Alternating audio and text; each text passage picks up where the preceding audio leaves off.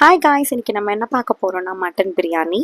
ஒரு குக்கரில் மட்டன், இஞ்சி பூண்டு பேஸ்ட் தட்டி போட்டுட்டு பச்சை மிளகாய் மஞ்சள் பொடியெல்லாம் போட்டுட்டு நல்லா வேக வச்சுக்கலாம். அதுக்கப்புறம் இன்னொரு குக்கரில் பிரியாணி ஸ்பைசஸ், ஆனியன் இதெல்லாமே போட்டு நல்லா ஃப்ரை பண்ணிவிட்டு ப்ரௌன் ஆகிற வரை வெயிட் பண்ணிக்கலாம். அண்ட் தென் க்ரீன் சில்லிஸும் போட்டுக்கலாம்.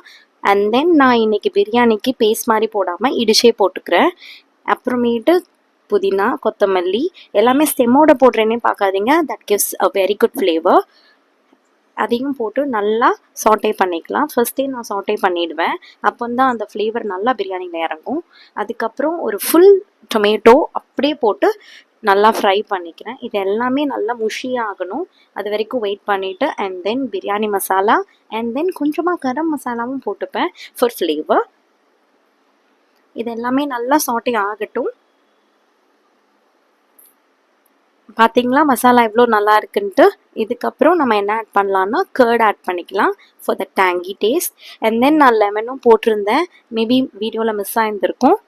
அண்ட் தென் மட்டனை, வேக வச்ச மட்டனை தூக்கி உள்ளே போட்டுட்டு ரைஸையும் போட்டுட்டு ரைஸுக்கு தேவையான அளவுக்கு வாட்டர் மெஷர்மெண்ட்ஸையும் போட்டுட்டு க்ளோஸ் பண்ணி வச்சிங்கன்னா கம்ம கம்மன்னு பிரியாணி ரெடி. அண்ட் தென் இந்த பிரியாணி செய்யும்போது நான் இது கூட மஷ்ரூமும் போட்டிருப்பேன், பிகாஸ் என்கிட்ட மஷ்ரூம் எக்ஸ்ட்ராவாக இருந்துச்சு. I don't want to waste it, so I added it. இந்த பிரியாணியில் எக்ஸ்ட்ராவாக ஒரு இன்க்ரீடியன்ட் ஆட் பண்ணியிருக்கேன், வீடியோவில் இருக்குது. கண்டுபிடிச்சிங்கன்னா கமெண்ட் பண்ணுங்கள், லைக் பண்ணுங்கள், ஷேர் பண்ணுங்கள். தேங்க்யூ ஃபார் வாட்சிங்.